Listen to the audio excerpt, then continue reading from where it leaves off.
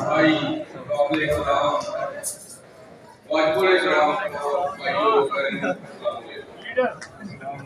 ये साहब का हुक्म हुआ था। मैंने अपने दौरे इंतजार में देखा है कि इंतहाई शरीफ आदमी जो इंतजार आता है तो लोग बड़ी बड़ी अपने ख्याल में इजहार करने ਲਈ ਦਾਤੇ ਖਿਤਾਬ ਦਾਂਗਾ। इज्जत मां मुनीरबल जनाब मियां अरशद साहब को तालियां भरपूर तालियां के बड़े सरगर्म रुकन ने मियां अरशद साहब आप उस वक्त का और आज का तजिया कर ले आपके सामने है, आपको पता चल जाएगा कि किस तरह की सियासत हो गई है। यहाँ पे ग्रुपबंदी बना के लोगों को बेवकूफ बनाया जाता है।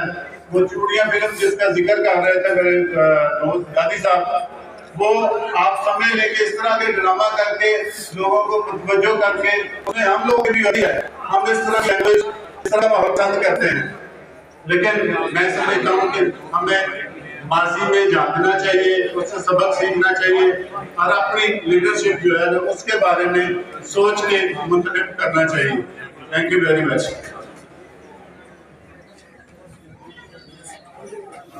बहुत शुक्रिया इनाम खान साहब।